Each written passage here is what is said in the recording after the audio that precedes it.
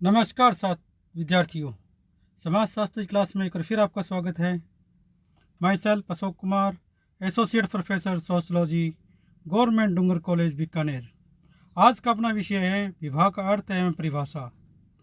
विवाह का अर्थ एवं परिभाषाएं। मानव के अतिरिक्त अन्य प्राणी भी अपनी यौन इच्छाओं की पूर्ति करते हैं, लेकिन उनमें इसका केवल दैहिक आधार है और वे शारीरिक इच्छाओं की पूर्ति के लिए ही यौन संबंध स्थापित करते हैं। मानव में यौन इच्छाओं की पूर्ति का आधार दैहिक, अंशतः सामाजिक एवं असत सांस्कृतिक है। यौन इच्छाओं की पूर्ति विवाह संस्था को जन्म देती है और विवाह परिवार एवं नातेदारी का आधार है। विवाह के बाहर भी यौन संतुष्टि संभव है, परंतु वह समाज द्वारा मान्य नहीं है और ऐसे अवैध संबंधों को समाज अनुचित मानता है। कभी कभी कुछ समाजों में परिवार के बाहर यौन संबंधों को संस्थागत रूप में स्वीकार किया जाता है, किंतु वह भी एक निश्चित सीमा तक ही है। यौन इच्छाओं की तृप्त स्वस्थ जीवन एवं सामान्य रूप से जीवित रहने के लिए आवश्यक है। कभी कभी यौन असंतुष्टि मनोवैज्ञानिक रूप से व्यक्ति के लिए हानिकारक भी हो सकती है। इस यौन इच्छाओं की पूर्ति किस प्रकार की जाए, ये समाज और संस्कृति द्वारा निश्चित होता है। विवाह का उद्देश्य सदैव ही यौन संतुष्टि नहीं होता है, वरन कभी कभी तो विवाह केवल सामाजिक सांस्कृतिक उद्देश्यों की पूर्ति के लिए भी किया जाता है। जैसे सेम नागांव में एक पुत्र अपनी सगी माँ को छोड़कर पिता की अन्य विधवा स्त्रियों से विवाह करता है। इसके पीछे यौन संतुष्टि की भावना न होकर सांस्कृतिक मूल्य है।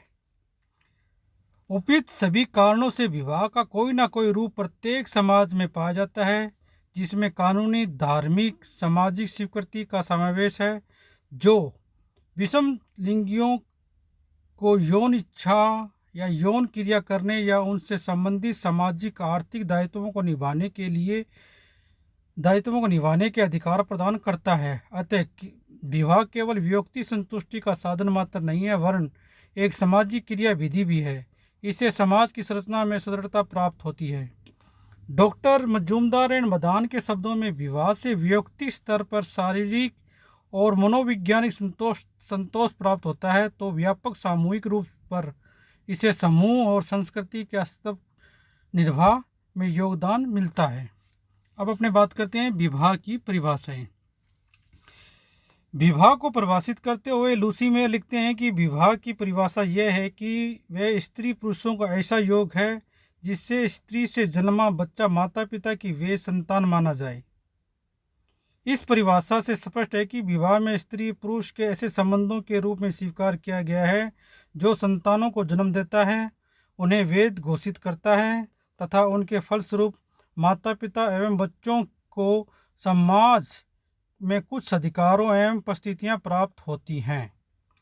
इसी प्रकार प्रसिद्ध समाजशास्त्री वेस्टर्न मार्ग के अनुसार विवाह एक या अधिक पुरुषों का या एक या अधिक स्त्रियों के साथ होने वाले वह संबंध हैं जिसे प्रथा या कानून स्वीकार करता है और जिसमें विवाह करने वाले व्यक्तियों के और उससे पैदा हुए संभावित बच्चों के एक दूसरे के प्रति होने वाले अधिकारों एवं कर्तव्यों का समावेश होता है।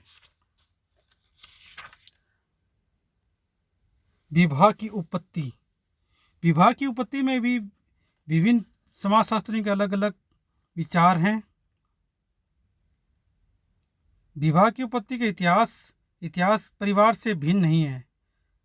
अगले अध्याय में अपने बात करेंगे परिवार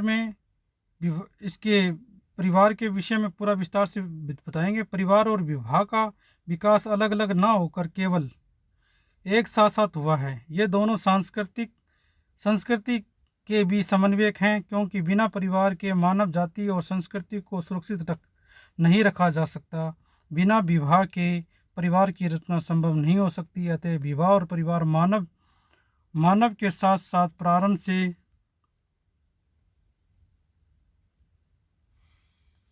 प्रारंभ से ही रहे हैं। विवाह की उत्पत्ति को प्रकट करने वाले सिद्धांत वे हैं जो परिवार की उत्पत्ति पर प्रकाश डालते हैं। जैसे मार्गन यौन साम्यवाद का सिद्धांत एवं मार्गन और विफोन उद्विकासी सिद्धांत, वेस्टर्न मार्क एक विवाह का सिद्धांत तथा विफॉल्ट का मात्र सत्तात्मक सिद्धांत है। उपयुक्त सभी विचारों के आधार पर विवाह के उद्देश्यों पर भी अपने प्रकाश डालते हैं। विवाह के भी अलग अलग समाजशास्त्रियों में उद्देश्य बताए हैं। विवाह परिवार की आधारशिला है। परिवार में ही बच्चे का समाजीकरण एवं पालन पोषण होता है। परिवार में ही बच्चे का पालन पोषण एवं समाजीकरण होता है। समाज की निरंतरता विवाह एवं परिवार से ही संभव है। विवाह नातेदारी का ही आधार है। विवाह के कारण ही कई नए संबंधों का जन्म होता है। विवाह से दोनों पक्षों के लोगों में वैवाहिक संबंध स्थापित होते हैं। ऐसे जैसे एक व्यक्ति दामाद, जीजा, फूफा, मौसा आदि बनता है तो स्त्री, पत्नी, बहू, भाभी आदि बनती है। इनसे उत्पन्न संतानें दोनों पक्षों वालों को रक्त संबंधी होते हैं। यही नहीं बल्कि विवाह का आर्थिक भी होता है। आदिवासियों में आर्थिक हितों की रक्षा एवं पालन पोषण के लिए भी विवाह आवश्यक है। मानसिक संतोष एवं रोगों से मुक्ति पाने के लिए भी विवाह जरूरी है। विवाह का एक उद्देश्य धार्मिक कार्यों की पूर्ति भी है। जैसा कि हिंदुओं में प्रसिद्ध समाजशास्त्री मुरडॉक ने लगभग 250 समाजों का अध्ययन किया है और वे इस निष्कर्ष पर पहुंचे हैं कि सभी समाजों में विवाह के 3 उद्देश्य समान रूप से देखे गए हैं। नंबर 1 यौन संतुष्टि, आर्थिक सहयोग। नंबर 3 संतानों का समाजीकरण या पालन पोषण। उपयुक्त परिभाषाओं और अर्थों से स्पष्ट होता है कि विवाह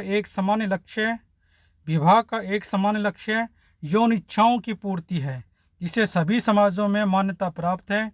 यद्यपि विवाह के उपयुक्त उद्देश्य सभी समाजों में पाए जाते हैं, परंतु अंतर केवल यही है कि किसी समाज में धार्मिक कार्यों के संपादन, किसी में यौन इच्छाओं की पूर्ति और किसी में आर्थिक सहयोग, तो किसी में संतानों के समाजीकरण एवं पालन पोषण पर जोर दिया जाता है। नेक्स्ट क्लास में विद्यार्थी अपने बात करेंगे विवाह संबंधी निषेध।